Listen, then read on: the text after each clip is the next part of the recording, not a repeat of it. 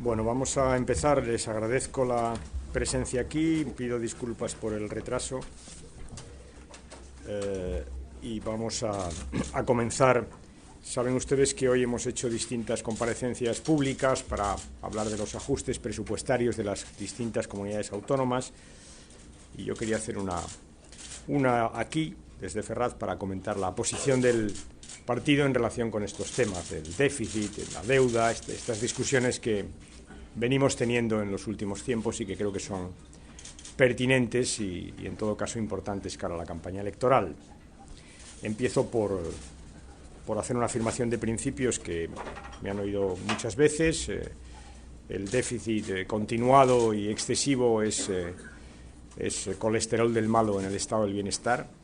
Lo he pensado siempre y por tanto creo que debemos combatir el déficit cuando se nos va de las manos, y para eso hay un acuerdo en la Unión Europea de consolidación fiscal que tenemos que cumplir. Por tanto, vaya por delante la voluntad del Partido Socialista de cumplir con los objetivos de déficit que hemos acordado en la Unión Europea, y no solo eso, sino me acuerdo de fondo con esta política, más allá de que pueda discutirse si el ritmo es el adecuado, si hay que bajar un poco el ritmo. Esa es una discusión pertinente, pero con carácter general el déficit se puede recurrir a él. Cuando la crisis se produce hay que tener déficit, cuando el ciclo te lo exige hay que tener déficit, pero mantener este déficit durante mucho tiempo acaba siendo muy malo para las finanzas públicas y muy malo para un partido que desde la izquierda quiere justamente presupuestos públicos para hacer políticas sociales. Esa es la cuestión de principios y me lo han ido a decir, probablemente algunos de ustedes estuvieron en mi discurso del 9 de julio, allí hice una afirmación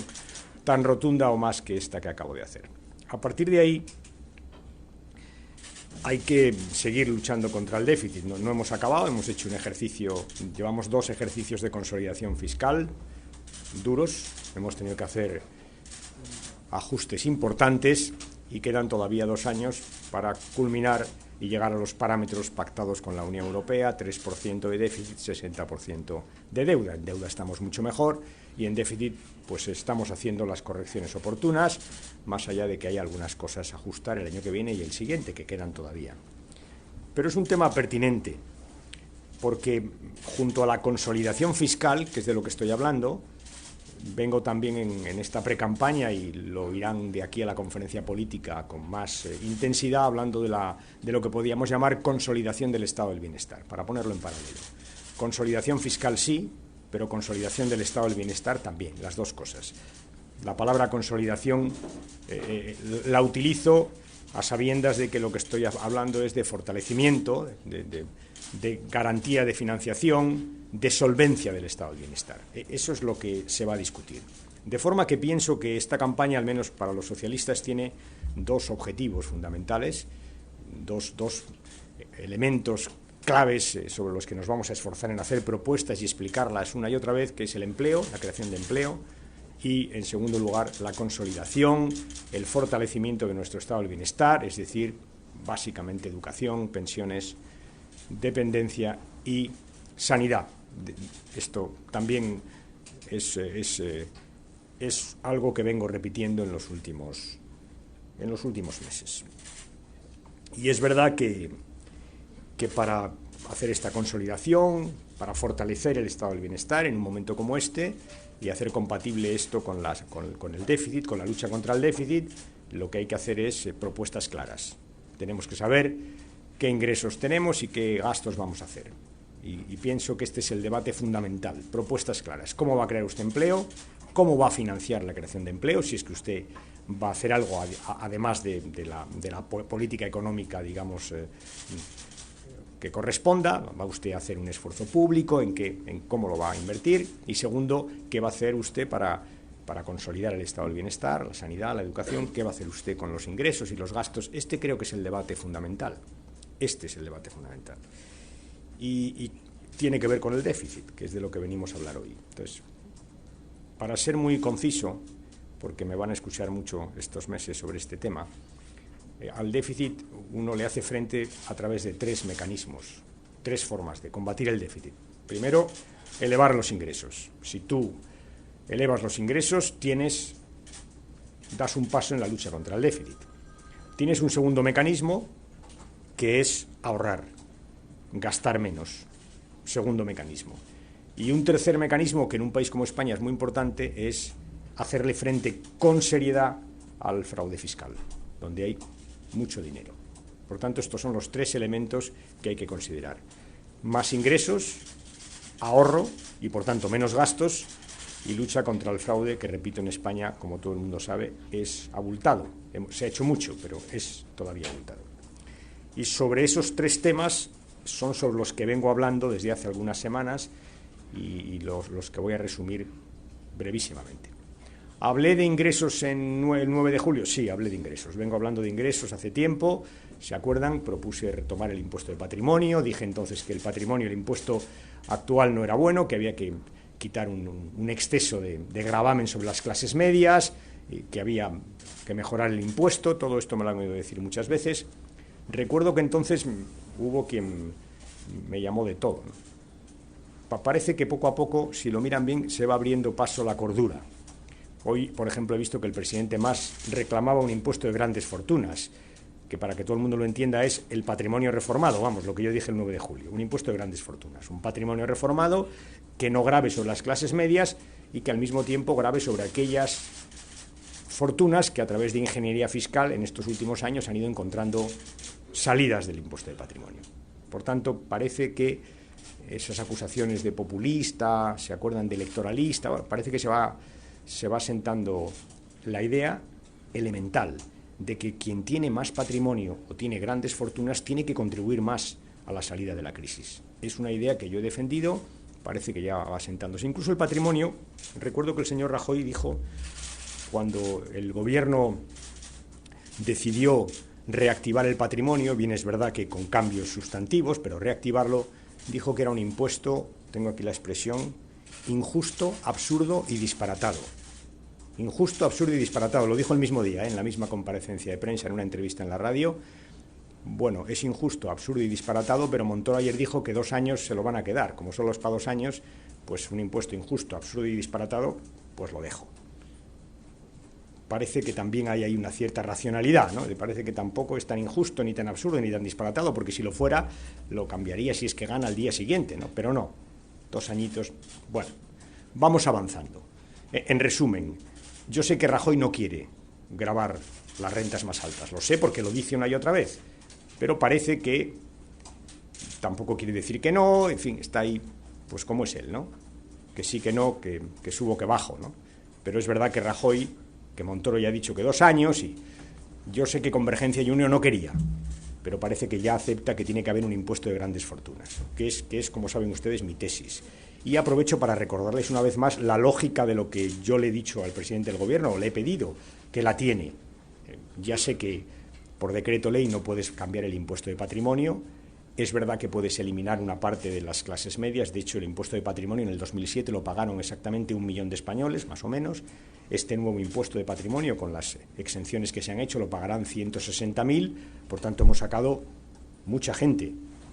Son solo los 160.000 españoles que más renta declaran, que más patrimonio declaran. De 23 millones de declarantes, los 160.000 los que van a pagar patrimonio de forma proporcional, de tal manera que los que tengan grandes patrimonios van a echar una mano al conjunto de los ciudadanos. Me parece absolutamente razonable. Y le dije al presidente, hombre, si lo aprobáis ahora, el dinero estará disponible ya en el año 2012. Mientras que si no lo aprobáis, hay que hacer el nuevo impuesto y eso iba a su trámite. Y, por tanto, hasta el 2013 no habrá recursos. Y como necesitamos recursos, y se está viendo todos los días, necesitamos recursos, pues este esfuerzo que le pedimos a la gente que tiene más patrimonios, cuanto antes lo haga mejor. En resumen, un impuesto de patrimonio durante 2 años, reformado para que las clases medias no paguen, a la espera de que el nuevo gobierno, desde luego si yo soy presidente lo haré, haga una reforma a fondo y convierta el patrimonio actual en grandes fortunas. Y ya sé que voy a tener los votos de Convergencia y Unión. Bueno, ya hemos avanzado bastante. En el principio, repito, el principio, que es lo que me gustaría discutir, en fin, hacer preguntas y discutir, oígase, pero señor Rajoy, señores del PP, ¿ustedes creen que quien tiene grandes patrimonios tienen que pagar más? Yo creo que sí, y por eso estoy defendiendo, primero solo, hoy ya estoy más acompañado y confío en que al final haya más compañía todavía. Les recomiendo, por cierto, que lean una prestigiosa revista económica, The Economist, que saca un interesante artículo sobre los impuestos a los millonarios. The Economist. Lo digo porque, en fin, no pretendo decir que también he influido en The Economist, hasta ese punto no llega, ¿no? Pero, en fin, que es interesante, que vean el debate, ¿no? Por eso es interesante escuchar a los millonarios franceses diciendo a Sarkozy tenemos que pagar más. Es un buen debate. Es el debate de la justicia, ¿saben? De la justicia distributiva. Ese es el debate. Es el debate que desde hace un par de meses trato de defender. Igual que el impuesto de bancos. Me lo han oído ustedes decir. Hoy está el presidente Barroso defendiendo en el Parlamento Europeo el impuesto de transacciones exteriores europeas, que por cierto es una propuesta de los socialistas. Está defendiéndolo. Y me gustaría que se le pudiera escuchar, porque creo, según he podido leer, que ha dicho algo así como lo siguiente.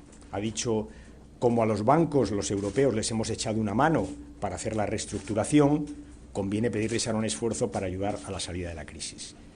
Y la verdad es que pensaba decir, me ha copiado, pero no pretendo, ¿no? Es que creo que la frase fue la misma que utilicé yo. No pretendo. Simplemente pretendo resaltar que hay una lógica también en este argumento y que, por tanto, ese impuesto está bien puesto y que hay que poner un impuesto en España para los bancos, como tiene Gran Bretaña, como tiene Francia. ¿Para qué? Para que, una vez que recuperen beneficios, que lo recuperarán rápidamente, colaboren a la salida de la crisis. En resumen, hablo de más ingresos.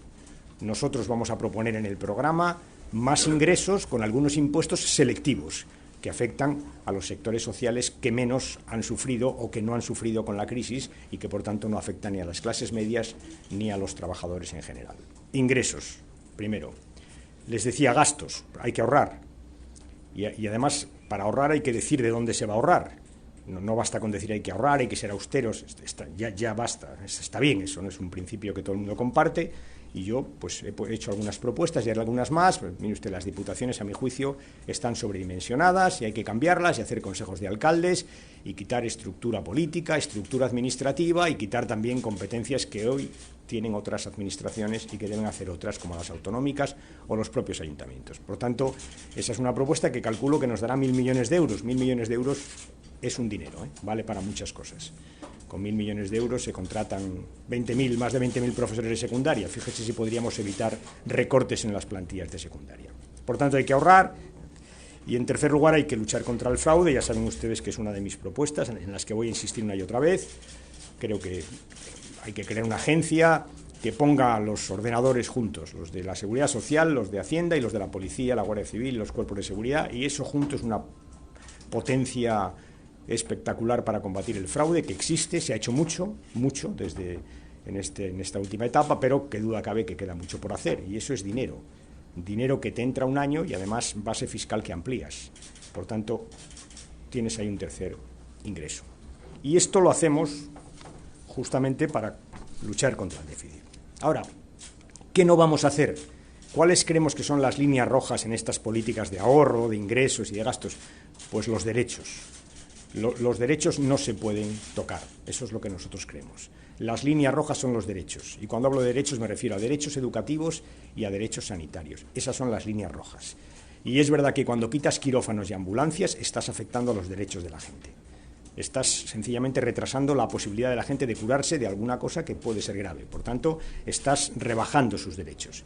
Y cuando quitas profesores, estás rebajando los derechos de los alumnos y de sus familias. Por tanto, ahí hay líneas rojas que nosotros creemos que no se deben traspasar. Para ello hay que hacer ingresos, gastos, ahorros, fraude, gestionar mejor, pero hay una línea roja que nosotros creemos que no se debe traspasar y creemos que se está traspasando. Y además creemos que se está traspasando incluso con un matiz ideológico que una vez más tengo que denunciar. Por ejemplo, la Comunidad de Madrid. En la Comunidad de Madrid se están recortando en número sustantivo los profesores interinos, es decir, profesores que dan clase en los institutos. Pero al mismo tiempo que se hace eso, se mantiene una desgravación fiscal para los alumnos que se educan en colegios de élite. Y eso es lo que no puede ser. Tú no puedes perder ingresos porque echas una mano a los alumnos de los colegios de élite y recuperar esos ingresos que has perdido echando profesores de la enseñanza pública. Eso no puede ser. Porque eso finalmente, en términos políticos, es perjudicar a la enseñanza pública y favorecer no a la privada concertada, a la privada de élite. Y eso es lo que el Partido Socialista entiende que no se debe hacer. Es un buen ejemplo la Comunidad de Madrid. Compárese con Andalucía y su política educativa y su política respecto a los profesores para ver cómo efectivamente se pueden hacer ahorros, se puede gestionar mejor, se puede luchar contra el déficit sin tocar los derechos fundamentales de los estudiantes. Pasa lo mismo con la sanidad. Hay quien habla de copago en alguna comunidad autónoma, luego se calla, luego habla, luego se calla, en fin, no entran en esas reflexiones, pero sí voy a entrar en la privatización. Hay quien al hilo de los apuros del sistema sanitario para llegar al final de mes y de año, privatiza. Y ojo con la privatización, porque el primer año todo funciona muy bien y el tercer año el dueño del hospital privado va y le dice a la comunidad correspondiente que no me llega, que no me cuadran las cuentas, y todos sabemos cómo acaba esto. Pues te quito a los crónicos, te quito a los que más gastan, pues las operaciones más caras que las haga la pública. Se llama descreme. Y la privada se va quedando con los enfermos, aquellos enfermos que son baratos, y va mandando a los caros a la pública, y eso acaba siendo la ruina de la sanidad pública. Y eso nosotros no lo vamos a consentir hasta donde podamos, no. Por tanto, hay unas líneas rojas, ¿verdad?, que cuando vas quitando quirófanos, ambulancias en la pública y vas haciendo al mismo tiempo una privatización, estás cambiando de modelo. Y eso creemos que no se debe consentir. En resumen, trato de decirles que sí hay que luchar contra el déficit, pero que no se pueden lesionar los derechos de los ciudadanos en la sanidad y en la educación, y que no se puede aprovechar la lucha contra el déficit para favorecer a la enseñanza privada en detrimento de la pública y para favorecer los procesos de privatización en detrimento de la sanidad pública, que eso no se puede hacer, y que eso nosotros es lo que estamos denunciando hoy en todos los sitios donde se produce. Termino ya con dos reflexiones. Uno sobre pensiones, que es un tema que está sobre la mesa. No lo puse yo, ¿eh? Yo no dije, cuando ustedes me han preguntado por pensiones, he dicho lo que iba a hacer. Yo no dije depende, no lo dije. Por tanto, ese debate no lo he abierto yo, pero estoy dispuesto a tenerlo si es preciso, naturalmente, faltaría más. Yo sí dije, y vuelvo a decir, que se hizo una reforma profunda del sistema de pensiones. La hicimos con el acuerdo de los sindicatos y de los empresarios. Y dijimos entonces, hacemos esa reforma del sistema de pensiones para que las pensiones públicas en España se paguen sin problema durante los próximos 50 años. Eso incluye el que viene y el siguiente. Por eso cuando me preguntan, ¿va usted a congelar las pensiones? No las tenemos que congelar, entre otras cosas porque hicimos una reforma de pensiones para evitarlo, para impedirlo. Esa es mi posición. Ese es el sentido de la reforma. Quizá hoy se entienda mejor. La gente, los ciudadanos, no les gustó mucho lo de la reforma. Recuerdan ustedes que hubo sus cosas, ¿no?